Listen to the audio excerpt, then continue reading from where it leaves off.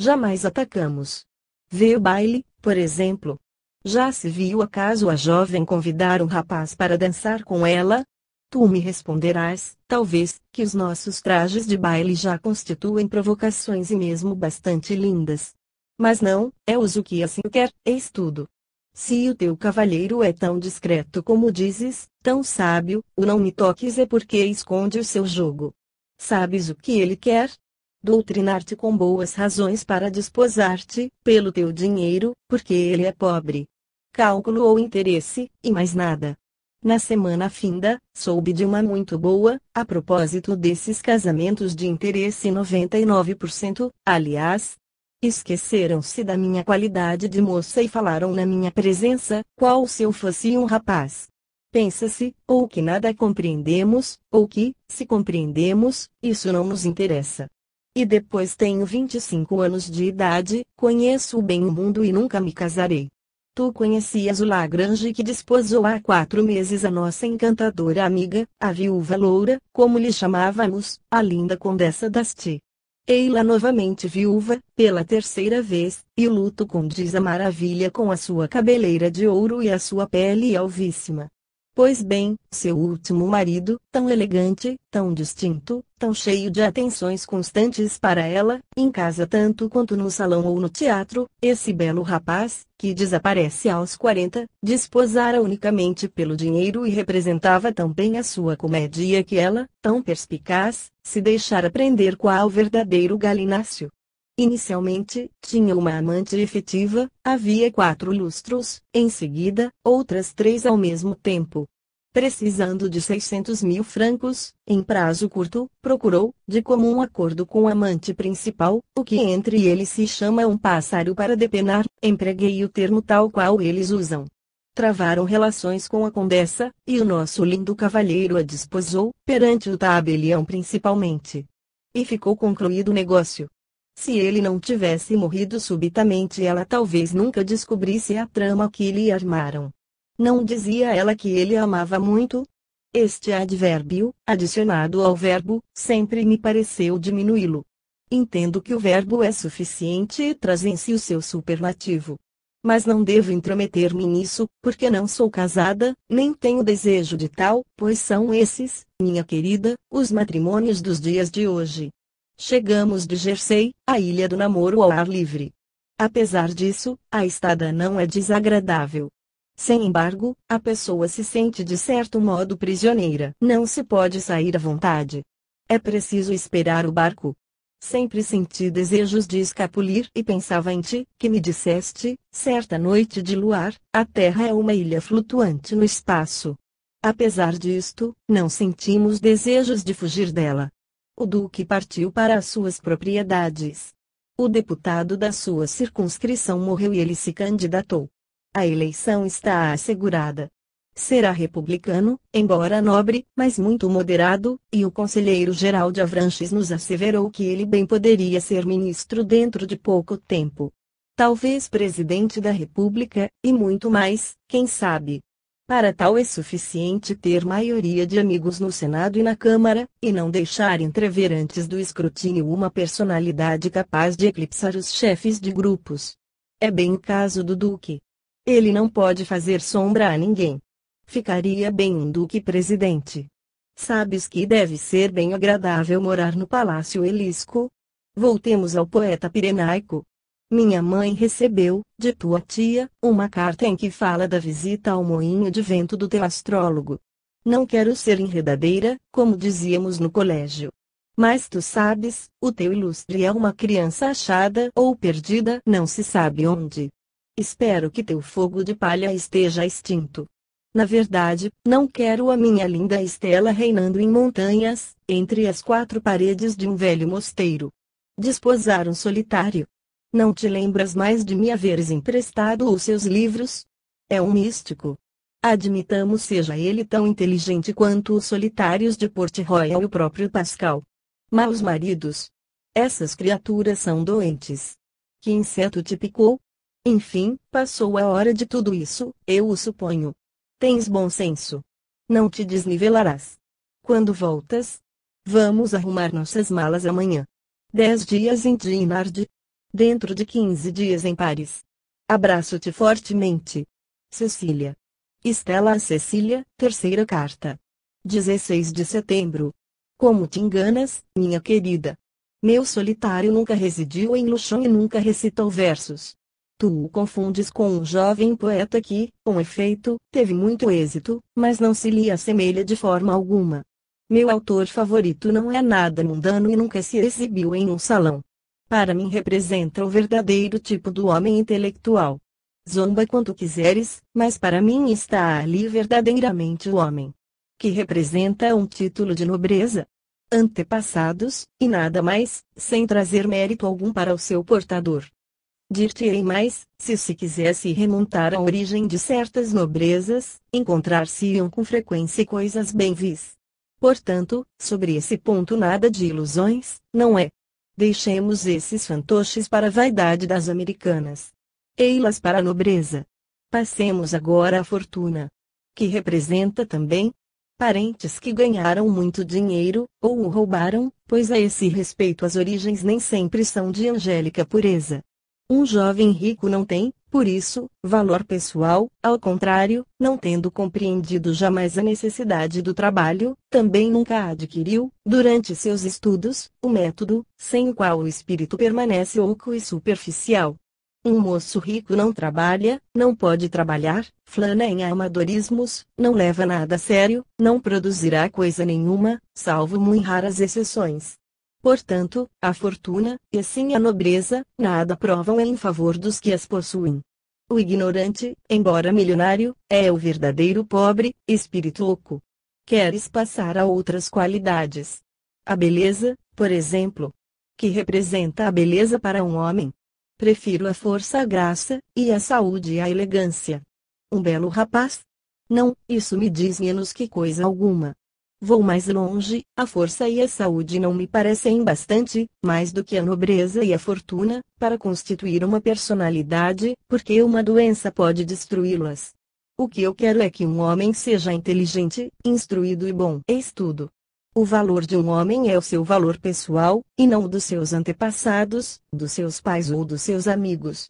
Portanto, confesso-te que o seu nariz me agrada e que os seus olhos não me desgostam.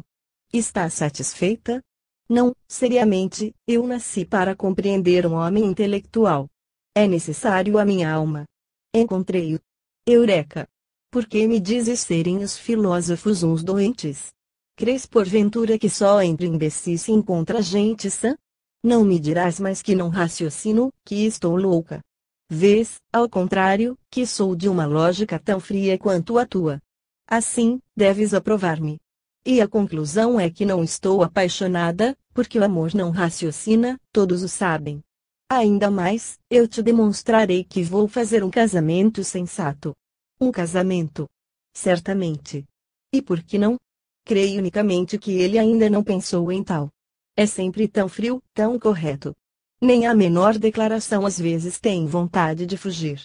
Mas, como é frequente encontrarmos o nosso destino nos meios buscados para evitá-lo, creio que o mais simples é ser oriental, fatalista, e deixar agir a providência de Marco Aurélio e dos filósofos. Filho natural, dizes? E depois isso? E todos os filhos não são naturais? D'Alembert foi encontrado nos degraus de uma igreja pobre, acreditas que eu recusaria desposar D'Alembert? Tu me recriminas o desnivelar-me. A verdadeira desigualdade de nível não é a dos corpos, é a das almas. Abraça-te tanto quanto te ama, tua Estela. A fagulha. Para a manhã seguinte ao dia em que a carta precedente foi escrita, estava marcado um encontro no Velho Retiro, para a observação de Vênus, em plena tarde de verão. O planeta estava então em seu brilho máximo e apresentava ao telescópio uma fase elegante, análoga do crescente lunar no seu quarto dia de lunação. Estela, cuja imaginação remigiava agora, de dia ou de noite, através dos espaços siderais, galgava alegremente a encosta sombreada, sentindo-se feliz por viver aquele esplêndido dia de verão. Trajava um vestido claro e leve, tinha as mãos e os braços protegidos do calor atmosférico por luvas brancas que os cobriam inteiramente, uma pelerine caía sobre os ombros e os braços, deixando destacados o seu talhe elegante, a cintura e a cauda da saia. vendo-a de longe, com a sua pequena sombrinha, galgar o atalho onduloso, dir-se-ia uma dessas brilhantes borboletas dos trópicos que volteiam graciosamente, de flor em flor, e parecendo prender-se à terra unicamente pelas cores e perfumes. Encontrou o astrônomo no seu escabelo, absorvido por um desenho dos pontos mínimos do crescente de Vênus. Apenas a percebeu chegar, desceu, esquecendo a Vênus do céu pela sua estrela da terra. Sua toalete fascinou um pouco, e com esforço refreou a saudação efusiva que lhe vinha aos lábios, mas, imediatamente, lhe estendeu a mão e falou do planeta, sem alusões mitológicas. E porque Estela observava, quase no alto do escabelo, em uma posição oblíqua e fatigante, tomou-lhe o braço para sustentá-la um instante. Mas repentinamente retirou a mão, todo inquieto e singularmente constrangido. Estela, entretanto, parecia não se haver apercebido de nada. A luva, embora se prolongasse um pouco acima do cotovelo, deixava o braço nu até o ombro, oculto exteriormente pela pelerine caída. Rafael julgara segurar a parte protegida do braço, o que para ele já representava uma grande temeridade. E eis que sentira em sua mão a macia carne polida de um braço nu, que ele segurara bastante ao alto.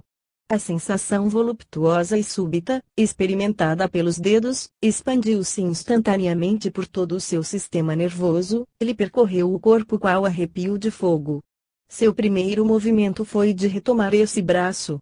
Não o ousou, e desceu do escabelo para ir olhar pela janela. Sr. Dargilan, por acaso observa Vênus com frequência? Perguntou, aliás, sem malícia.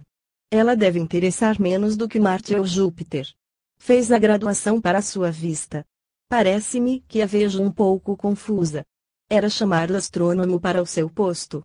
Ele retornou, fez girar ligeiramente a ocular e certificou-se de que a imagem estava bem nítida para a vista de Estela.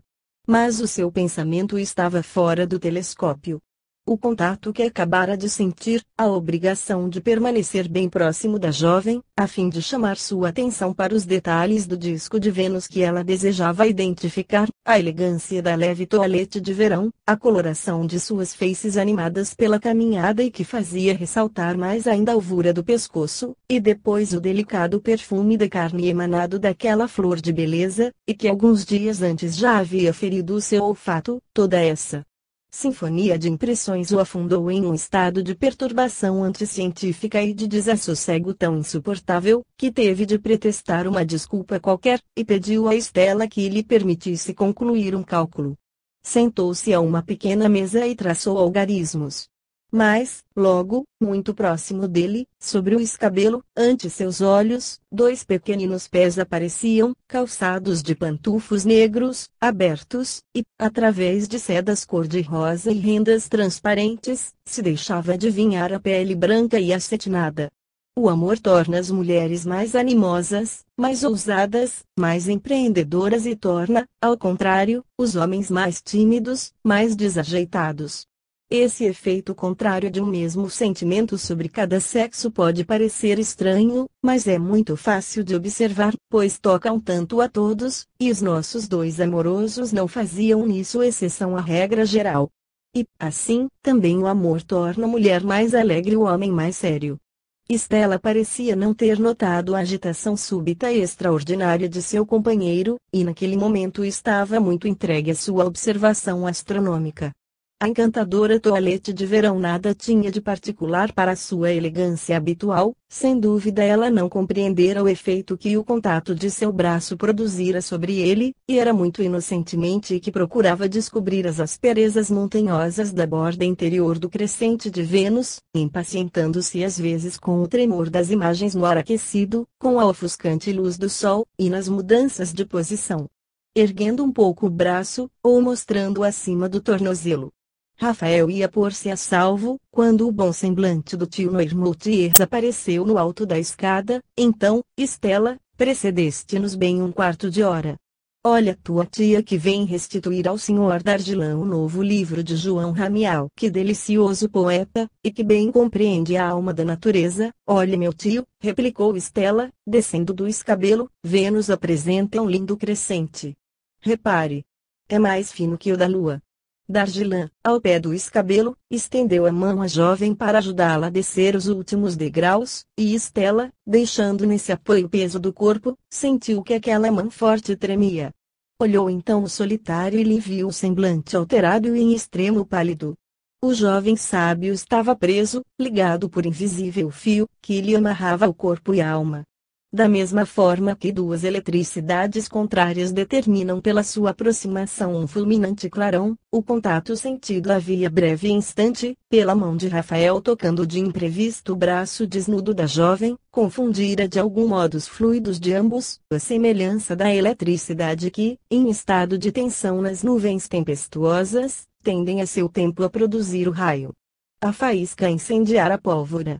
Havia algumas semanas que reparara naquela jovem, não somente pela beleza e elegância, mas, antes de tudo e de início, pela sua curiosidade científica, pelo espírito tão maravilhosamente aberto ao estudo dos grandes problemas, e também pela bondade de alma, pois nunca lhe ouvira dizer uma palavra malévola a respeito do quer que fosse. Fora tocado primeiramente por esse belo caráter, e um primeiro amor, vago e indefinido, nascera em seu coração. Tinha vivido até então inteiramente esquecido de si mesmo, o estudo havia absorvido os seus dias e as suas noites, absorvendo também as forças da sua juventude.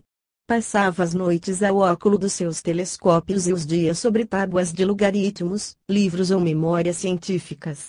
Nada o interessava além da ciência, e fora dela nada lhe parecia digno de tomar, por instante sequer, a atenção de um espírito sério. Que é o universo? Qual o nosso destino? Era esse o imenso problema sempre enunciado diante dele, enchendo constantemente o seu pensamento. O pouco que havia visto da humanidade lhe mostrara nessa raça seres incoerentes, nada razoáveis, muitas vezes maus, vivendo sobre a terra sem saber como nem porquê, à custa uns dos outros, e, além disso, bastante nulos em qualidades.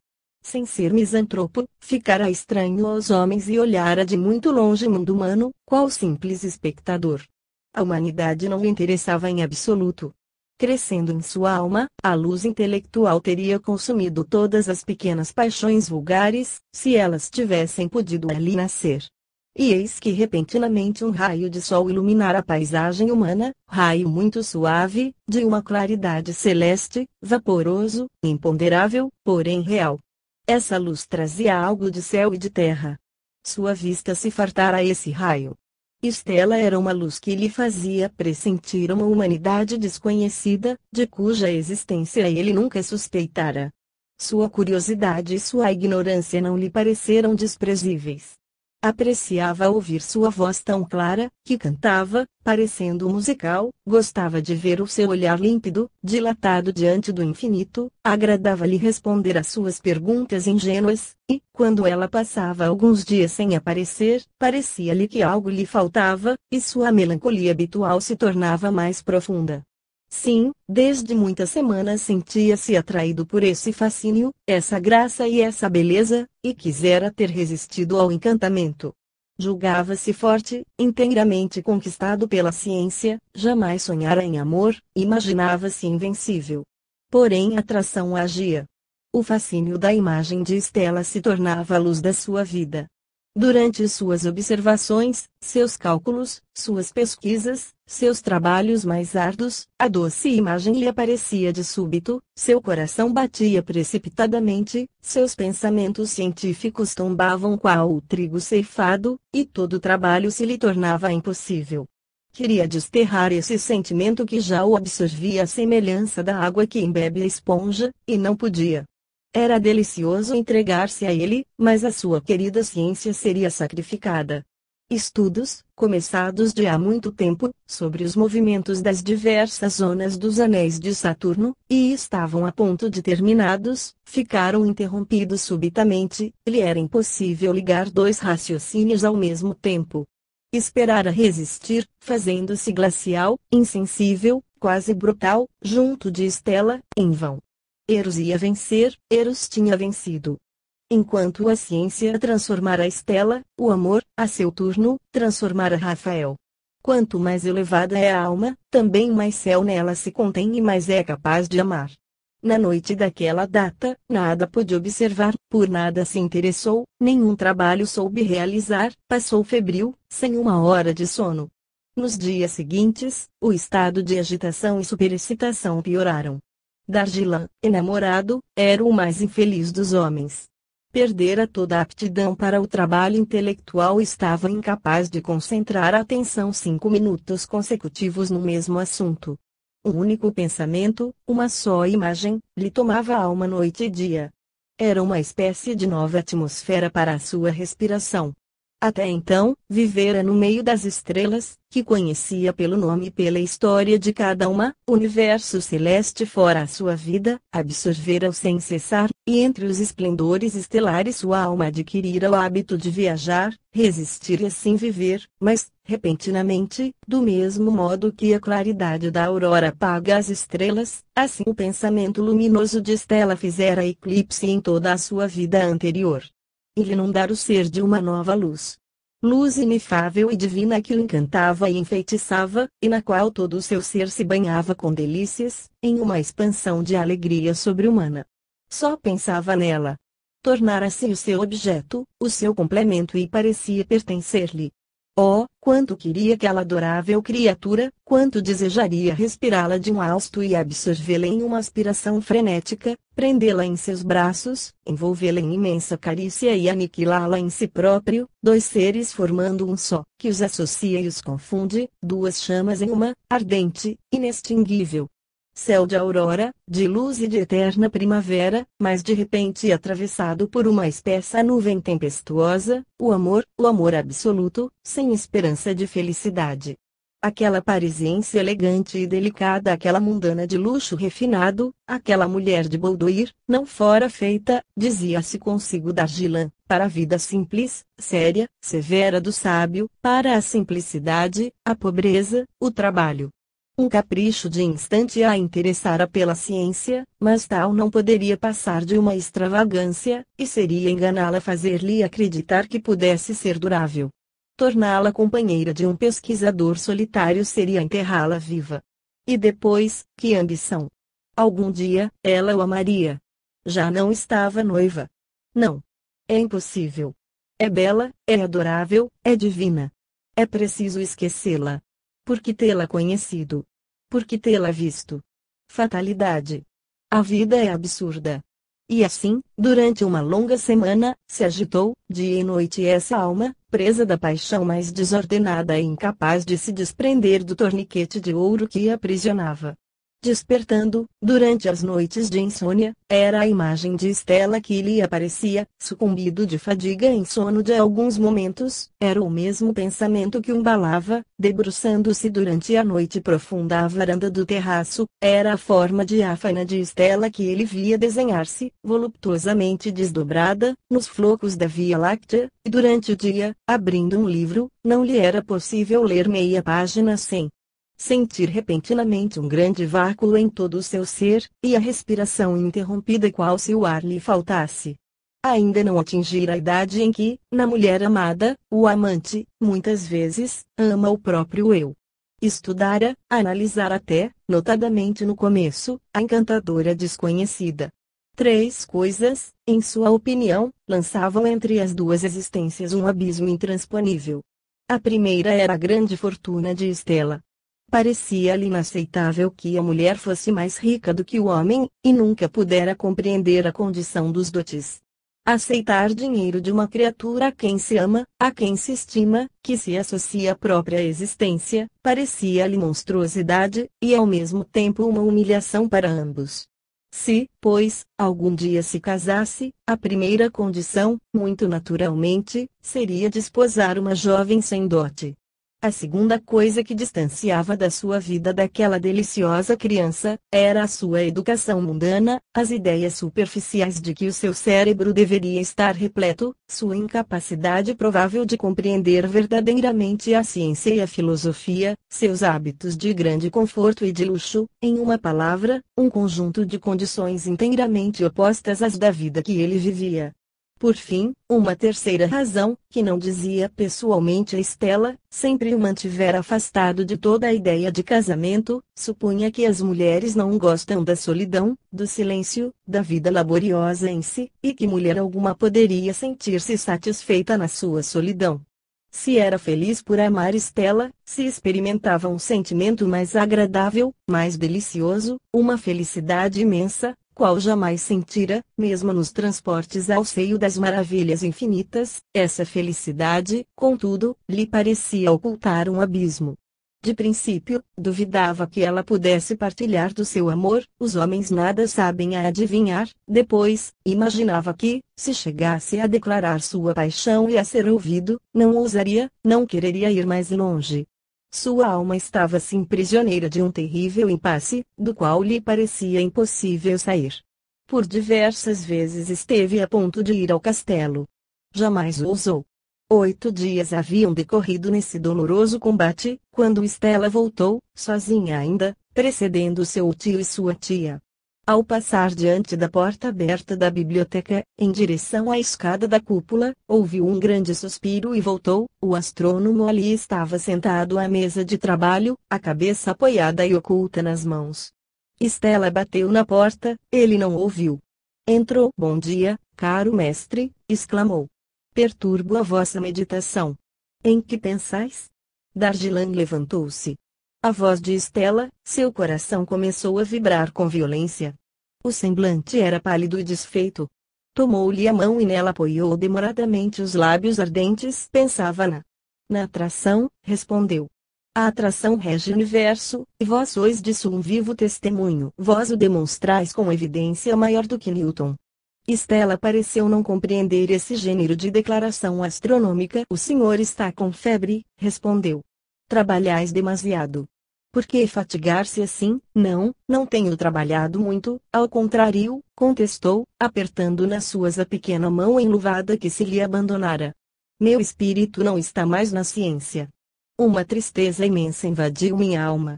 Deteve-se, não ousando dizer mais. Porém, ela estava tão perto dele, seus olhares tão ternamente se encontraram, a respiração estava tão aproximada, que, de repente, ele a tomou nos braços e lhe deu na boca um longo beijo. Amo-vos! Exclamou. E estou louco. Perdoai-me. Não governo mais minha razão. Abriu os braços e recuou, como se pretendesse fugir para longe. Estela permaneceu imóvel e silenciosa, com as mãos cruzadas. O solitário voltou, e, inclinando-se humildemente diante dela, disse: Perdoar-me-eis, meu solitário, viveis no céu. Que podereis desejar de melhor? Invejo a vossa existência. Levantando o busto, ele a contemplou mais calmo. Sim, vivo no céu esplêndido e infinito. Não, nada é mais belo, nada é melhor. Porém, sinto-me isolado. Essa solidão absoluta é indispensável aos vossos estudos, e quem consentiria em partilhá-la? Há 3 meses que estou aqui, e parece-me que vim ontem. É a duração normal de uma estada nos Pirineus, replicou Dargilan, que não compreendeu, ou não quis compreender. Não ficaria aqui 1 ano, vós, a beleza parisiense por excelência. Eu, aqui, ficaria sempre, pronunciou ela tranquilamente. Dominado por opiniões diametralmente opostas, Dargilan não compreendeu o amor oculto sob as palavras da jovem, que eram, contudo, os mais doces que ele ouvira. Manteve-se na mesma posição, silencioso, diante dela, qual se, por sua vez, ela o houvesse hipnotizado. Senhorita Estela, replicou, sois ainda uma criança. Vós, aqui, seríeis o meu verdadeiro céu, o meu arrebatamento perpétuo, minha única felicidade possível. Mas, isso constitui a vossa desventura. Fostes educadas no mundo e para o mundo. Paris vos é tão indispensável quanto o ar que respirais. Ah! Não existe nada perfeito neste mundo. A atração sois vós. O céu sois vós. Minha estrela, far-me-eis esquecer a astronomia e todas as ciências que estáis dizendo. Replicou ela vivamente. A astronomia não é a vossa vida, não mais, agora. Nesse momento, o senhor e a senhora de Noirmoutier chegaram por sua vez à biblioteca. Meu tio, disse Stella, o senhor Dargilan está aqui, mostrando-me alguns livros. Não se afastem. Como está vermelha, minha sobrinha. Por que corre sempre, assim, a tanta pressa? Vais apanhar palpitações. Stella, para dominar-se, começou a folhear um livrinho do século XVII que se encontrava em uma estante da biblioteca, ao alcance da mão. Na primeira página, aberta ao acaso, lera estas duas palavras: sede de amor, encimando uma gravura que mostrava dois cupidos tirando água de um mesmo poço, e trazendo por epígrafe estas outras do Evangelho, Nuncitit in aeternum. Prometeu a si mesma continuar, algum dia, a leitura desse livrinho, e, destacando uma linda margarida dentre as flores do campo que prendera a cintura, marcou a página assim aberta ao acaso. Duque e Duquesa. Enquanto esses acontecimentos se passavam nos Pirineus, o Duque de Jumièges, que esquecemos em Paris, preparava seu casamento para o mês de setembro, não pondo em dúvida, por um instante sequer, as suas altas qualidades pessoais e o amor de Stella por ele. Certo de ser aceito, descontara por antecipação uma parte do dote daquela que considerava sua noiva, uma cadeira de deputado vagara no seu departamento, declarara-se republicano, atirara 60.000 francos na arena, e fora eleito por pequena maioria. O mês de setembro se aproximava com o termo de suas esperanças. Não abrigava dúvidas. Ignorava ele que, em geral, em amor não é o homem quem elege. Assim, a primeira carta que escrevera ao conde em fins de junho, logo após a partida de Paris, ficara sem resposta, o que ele atribuía às peripécias da viagem, e as respostas recebidas a segunda e a terceira estavam longe de fixar a data almejada. As perguntas que lhe eram dirigidas por seu tio e sua tia, Stella respondia, a cada vez, não ter pressa de casar, que o duque lhe agradava mediocremente, que não queria decidir a sorte da sua vida sem ter maduramente refletido nela. À primeira vista, no último inverno, durante a estação das festas onde o jovem duque brilhara com tanto esplendor, acreditou que o amava. A ideia de ser chamada Senhora Duquesa de Jumièges era-lhe agradável. Encarara sob uma perspectiva rósea suas recepções em um suntuoso palácio do bairro Saint-Germain, seu camarote da ópera, sua carruagem no bosque, seu chalé à beira-mar no verão, seu castelo e suas caçadas no outono, o terraço de Monte Carlo em dezembro e janeiro. Mas, em seguida e gradualmente, a nulidade intelectual do belo jovem a impressionara e acalmara. A leitura das obras do solitário ao princípio, o conhecimento que fizera em seguida, de modo tão inesperado, do autor favorito, deram às suas ideias outra direção, conforme vimos. E agora amava o solitário, tanto quanto o admirava, e sentia-se pertencer de corpo e alma à misteriosa influência que ele exercia sobre ela.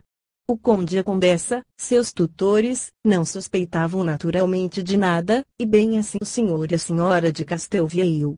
Foi um cair das nuvens para todos, quando, premida por uma quarta carta do duque, e sitiada de perguntas, Stella declarou decididamente que não se casaria.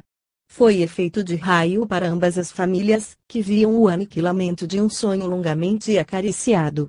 Empregaram todos os meios para impedir semelhante determinação, pelo raciocínio e a persuasão, frisaram todas as vantagens de uma união que consideravam admiravelmente combinada. O duque tinha todos os trunfos no seu jogo, acabava de ser eleito deputado, aliara-se à república, podia tornar-se ministro um dia, etc. Mas não conseguiram sequer atenuar a decisão que Stella declarou ser irrevogável capricho de moça. Exclamou o barão, quando Stella voltou ao seu aposento. Não insistamos mais por hoje, nada obteremos. Ela está fixada numa ideia qualquer, um casamento tão bom. Repetiu a condessa. Seria felicidade assegurada. Ela mudou muito, desde o inverno passado. Simples capricho, já vos disse, acrescentou o barão. 8 dias depois do regresso a Paris, voltará aos antigos projetos. Deixemo-la agir. Esperemos. Não comuniquem a recusa ao duque, seria arruinar tudo. Certamente que não, disse o conde. Vou responder que Stella ainda não se decidiu, que se julga muito jovem para casar, que aguarde pacientemente o nosso breve retorno a Paris. é o atalho a seguir no momento. E, com efeito, foi em termos vagos que o conde de Noirmoutier julgou conveniente responder, pela quarta vez, ao duque de Jumièges. Este, que contava absolutamente com o casamento para o outono, era, conforme se viu, de caráter bastante fato. Era mais vaidade do que orgulho, ou mais orgulho vulgar do que nobre altivez de raça. A última resposta teve o dom de feri-lo profundamente e lançá-lo em cólera extrema. Não ficara em Paris senão para fazer preparativos para o casamento, e se contentara, para férias, com uma estada de 10 dias em Granville. Na véspera, perdera forte quantia no jogo. Quando, às 10 horas, o criado particular lhe trouxera a carta carimbada de Bagneres de Luchon, saía de uma noite, ou antes, de uma madrugada de insônia. Levantou-se, foi ao gabinete do toalete, onde a água fresca não conseguiu atenuar a agitação desordenada de seu cérebro, voltou ao quarto, que mediu a grandes passadas, releu a carta, amarrotou-a raivoso e atirou ao cesto. Depois chamou o criado, por longo toque da campainha: Batista, apronta a minha maleta, a maleta para excursões de 8 dias. Seguiremos esta noite, às 10h22, no Rápido de Bordeaux. O céu estava cinzento e pesado o aspecto do tempo.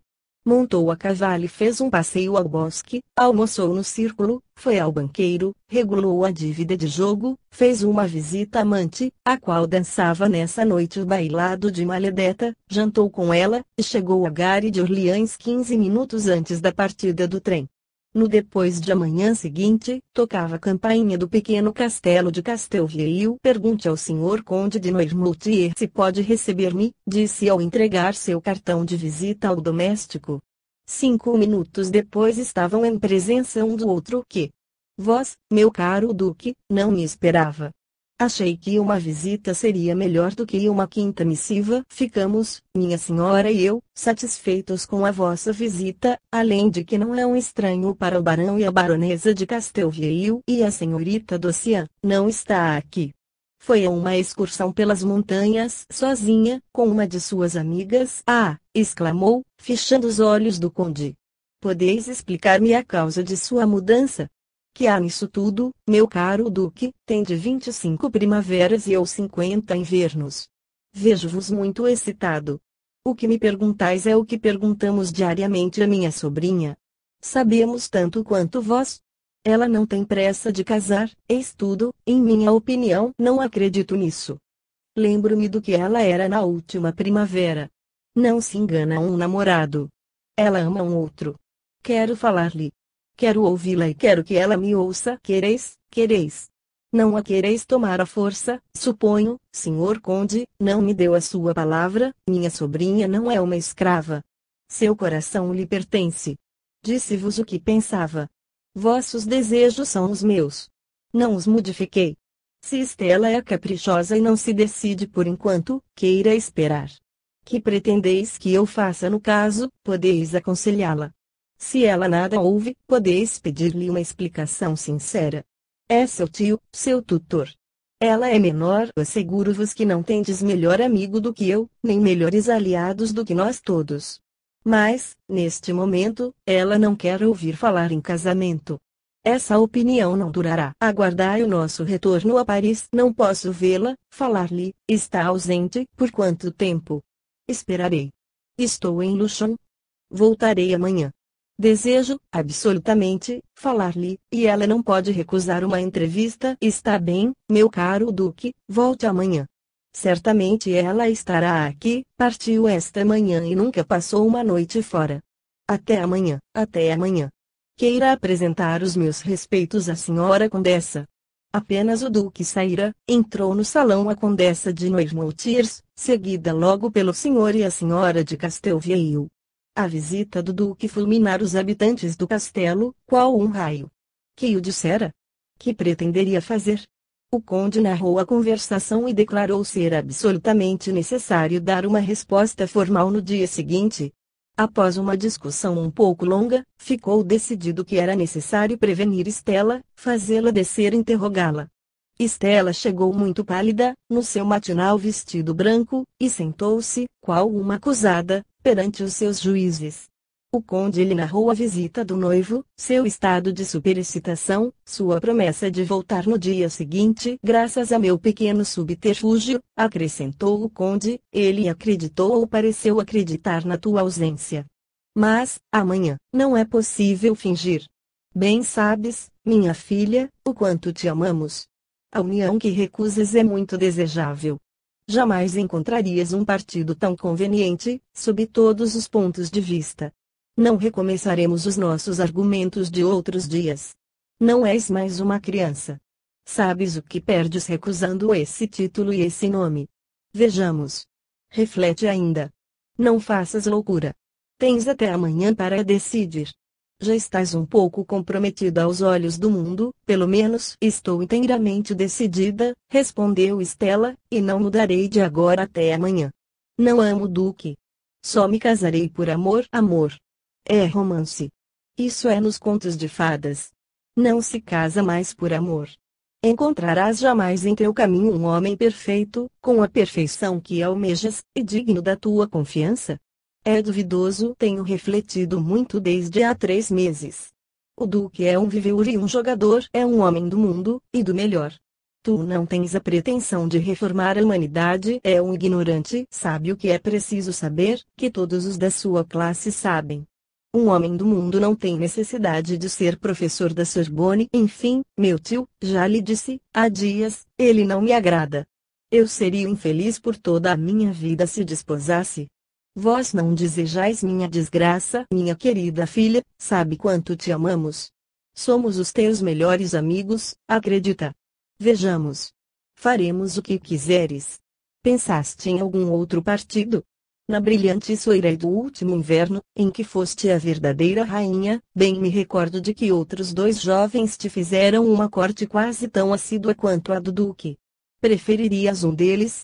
A impressão que neles produziste não é mistério para ninguém, e tu os viste em nossas reuniões. Sei, antes de tudo, que eles me buscam pelo meu dote, e não por mim própria. Demais, eu não quero casar, pura e simplesmente o Duque teima, em absoluto, em ter uma entrevista contigo. Espero que o senhor me evite essa contrariedade. Para que serviria essa entrevista? O senhor pode transmitir-lhe a minha resposta. A conversação continuou algum tempo ainda nesse tom, sem modificar em nada as resoluções de Stella, e o dia transcorreu bastante triste, todos os nervos tensos, num diapasão mais do que agudo. Stella só reapareceu ao jantar, apenas o tempo estritamente necessário para a refeição, e depois se encerrou nos aposentos de dormir. Um casamento de conveniências. Repetia ela a si própria. Entregar meu corpo a esse estranho. Nunca. Nunca.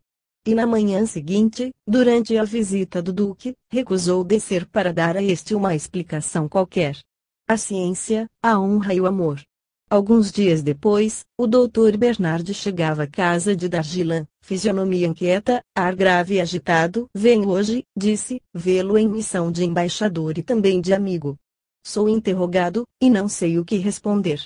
A sobrinha do conde Noirmoutier acaba de recusar um casamento esplêndido, para o qual estava quase comprometida desde o inverno passado. Foi uma complicação no castelo, onde não houve mais sossego. Esta manhã fui chamado para a senhorita Dossian, que está febril. Adivinho, ou creio adivinhar. Não há efeito sem causa. Parece-me, caro astrônomo, que não sois estranho a toda essa agitação. Não venho pedir confidências, porém faço um apelo aos vossos sentimentos de honra e lealdade. Recusando esse casamento, essa jovem parece destruir sua vida. Meu caro doutor, respondeu Dargilan, não quero e não devo ocultar nada. Sim, fichei-me na senhorita Dossian, ela entrou na minha vida. Sim, experimento por ela um profundo sentimento de admiração, e por que não confessar logo, uma atração muito séria. Seduziu-me pelo seu encanto, todo novo para mim, pelas delicadezas do seu espírito, pela elevação de sua alma, pela sua bondade, e também pela sua radiante beleza. 15 dias depois, eu nada mais vi no céu, nem na terra, e o meu espírito não mais me pertenceu. É a maior felicidade que haja experimentado e, acrescentou com voz perturbada, também a maior infelicidade da minha vida. Não a devo amar. De resto, ela não suspeita de nada, tudo que me dizeis já o adivinhara. Mas, não acreditais que ela tenha podido pensar em um casamento convosco? Um casamento, replicou o astrônomo, erguendo-se da cadeira. Que ideia louca e quimérica! Não posso, não a devo amar. E por quê? Porque a estimo, porque a considero, porque não me sinto no direito de modificar, num quer que seja, os rumos da sua vida. Estou estupefato com o que me contastes. Ela estava comprometida, são as duas famílias que desejam essa união, aliás, perfeitamente equilibrada, pelo menos sob o ponto de vista das aparências mundanas. A senhorita Docian nada resolvera definitivamente, nem rejeitara as propostas, mas, hoje, as recusou de modo peremptório. Espanta-me, isso que me dizeis. Parece-me, contudo, que, se vós amais, o que ela acaba de fazer não vos deve ser desagradável. Não me compreendeis. Não adivinhais então o que pode ser uma paixão inspirada por uma criatura de tal nível? Não compreendeis a luta atroz que lacera minha alma? Sim, amo-a loucamente, amo até a morte, mas, que é isso? Que tendes? Na verdade, não compreendo nada. Que vos irrita? Contra quem estáis encolerizado? Boa peça, se isso é amor, não. Vós não compreendeis. É preciso pôr os pontos nos i. Pois bem, se ela fez quanto dizeis é porque também me ama, e é isso que vos deixa nesse estado de furor. Não, doutor, mas a vossa cegueira me causa piedade. Não compreendeis então que, primo, me estáis ouvindo? Sim, primo, ela não se pode tornar minha amante, e, segundo, não posso desposá-la. Compreendestes agora se há ou não motivo para enlouquecer?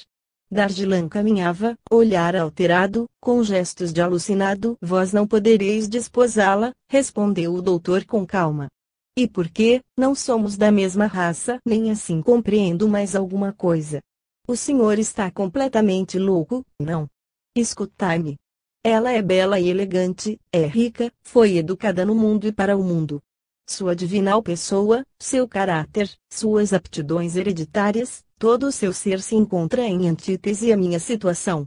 Sou um apagado rústico, pobre, vivo no deserto. A ciência era minha única paixão. A maior loucura que poderíamos fazer, um e outro, seria unir nossas existências tão dispares. Pela minha parte, nunca a impelirei para esse abismo. Vós amais, sim, absolutamente. Meu amor é sincero e profundo, a ponto de que é por ela que amo, e não por mim, e de almejar a sua felicidade antes da minha própria. Devo sacrificar-me. Não a desposaríeis, mesmo se ela vos amasse no mesmo grau em que amais, mesmo que ela o quisesse, não. É impossível. A vida nesta montanha seria para ela um exílio de toda a sua brilhante existência, o que ela não tardaria em lamentar amargamente. Seu dote é de 60.000 libras de rendimento. Quanto? 60.000 libras de rendimento. Então se torna mais impossível do que nunca. Dinheiro aqui, ouro, fortuna. Desposar uma jovem que tenha dote. Não penseis nisso, contudo, é o que se vê, e não constitui crime. A vossa celebridade não vale alguma coisa? Por que recusar a riqueza? Por quê? Porque amo o estudo. Não conheço felicidade alguma, do espírito, superior ao estudo, e não penso em outra desde que possuo uma. A ciência, a ciência, a ciência. Repetiu, continuando a caminhar, levando a mão direita em gesto imperioso. Mas, em que a fortuna vos impediria de satisfazer a vossa paixão dominante, em tudo? Atendei e conversemos. Estou mais calmo. Perguntais.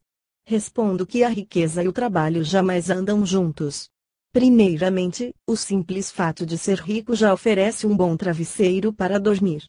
Sabeis tão bem quanto eu que, em geral, as pessoas que nasceram ricas não trabalham, nem amam o trabalho, são incapazes de ação.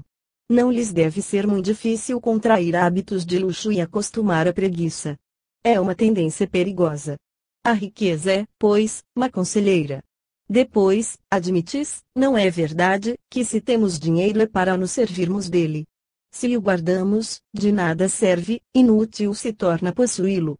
Não é verdade que, por isso, estamos de acordo em que cada um se serve do seu dinheiro? Evidentemente, não compreendo a avareza dos seres que passam a vida empilhando títulos de renda para morrer sobre eles. É o cúmulo da estupidez. Portanto, dele devo servir-me. Dizei-me, em que se emprega o dinheiro?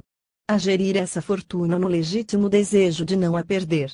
A acompanhar a cotação dos títulos de renda. A comprar propriedades. A sustentar estabelecimentos de caridade. No dinheiro de S. Pedro. Mantendo dançarinas. Dedicando-se a corridas de cavalos. Dando-se a caça de lebres e coelhos. Vejamos, em que, em sua opinião, entendo que no objeto do desejo de cada um, em suma, antes de tudo é preciso manter um modo de vida correspondente à fortuna. Se tem 60 ou 80 mil francos de renda, não é conveniente residir em um casebre igual a este. É necessário um todo de serviços domésticos, no inverno, em Paris, Nice ou Nápoles, no verão, em um castelo, algumas viagens, etc. É indispensável, sob pena de fracasso, uma instalação condigna, cozinheira, camareiro, cocheiro, e outros serviçais ainda, se é casado. Ides responder-me que não é desagradável estar bem instalado e ter todas as correspondentes facilidades. Esperai. Conversaremos ainda, já que viestes para tal fim. Habitamos, por suposição, uma propriedade de alguns hectares, simplifico o mais possível, embelezada por belo parque, repuxos, bom pomar, uma boa horta. Estou a ouvir desde aqui as perguntas cotidianas, senhor. Há um tanque vazando, quer que chame o pedreiro. Senhor, a carruagem foi derrubada pelo novo cavalo, que é muito espantadiço, parece também que a veia está misturada. A senhora perguntou hoje que fim tiveram os pêssegos de próximo do pavilhão, o vento os derrubou. Devo avisar também ao senhor que deu o ídio na parreira. Um canto do muro que fecha o parque foi derrubado por malfeitores, o senhor não acha que seria melhor abrir uma vala e colocar uma grade de ferro? Quer que solte os cavalos, pois o senhor não estabeleceu hora de atrelá-los. O arquiteto deseja falar com o senhor a respeito da nova chaminé. A cozinheira previne a senhora de que é inadiável mudar de açougueiro. Senhor, não é possível sair com este chapéu. Senhor, o cocheiro está a cair de bêbado. O senhor encomendou o feno.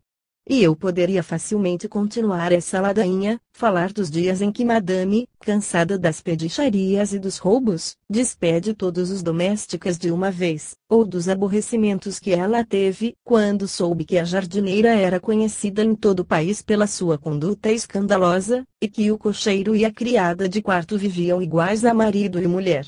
Esses amos são, pois, cegos e imbecis a ponto de não perceberem que são roubados por essa gente que os escarnece. Em que se ocupam eles, senão dos seus interesses e da conduta dos seus domésticos?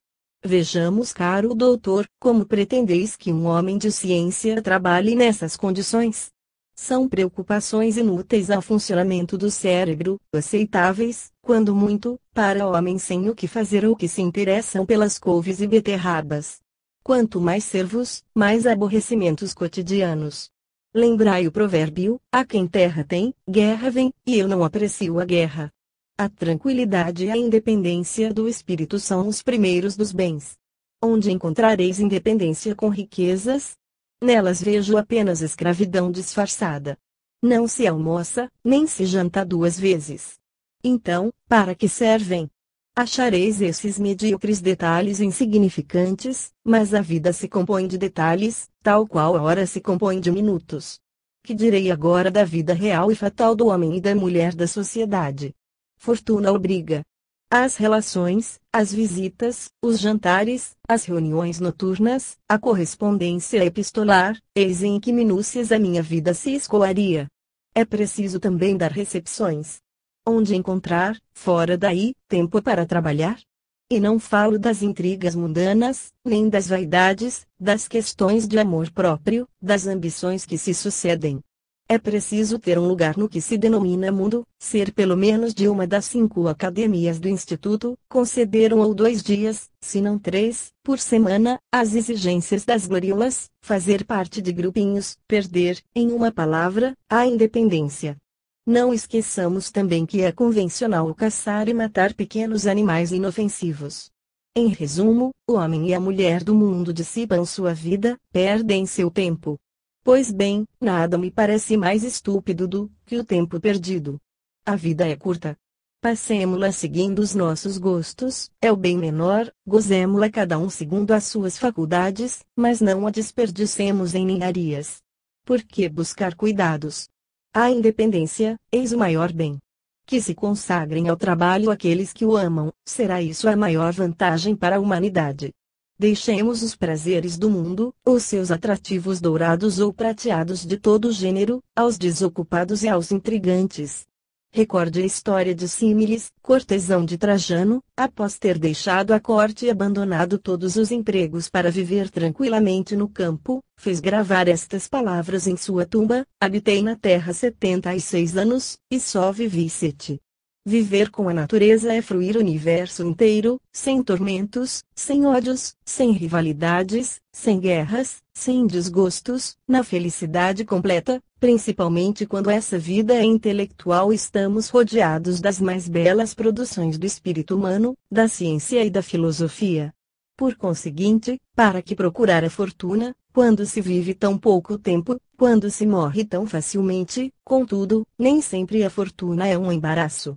Pode-se ter um administrador, e não cuidar de nada, um administrador que vos substitua e trinque a fortuna, impondo em tudo as suas ideias e as suas preferências.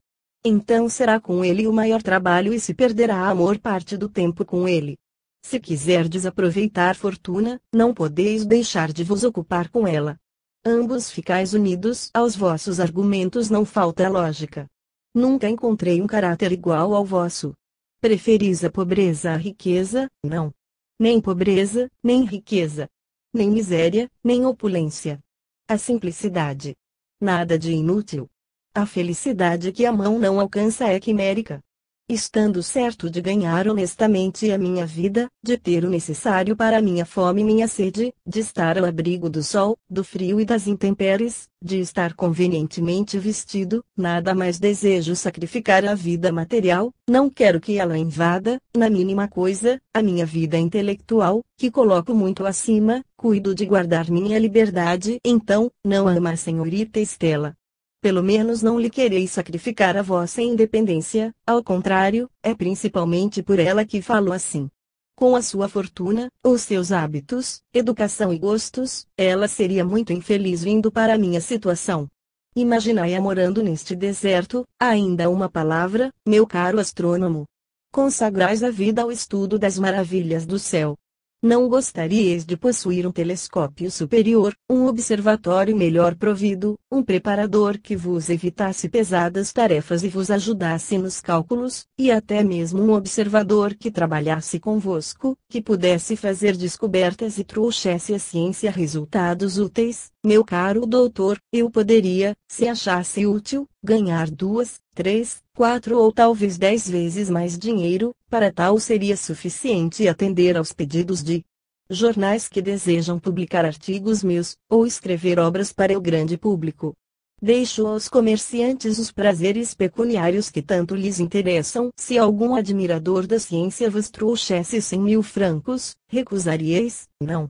Eu os consagraria com felicidade à ciência.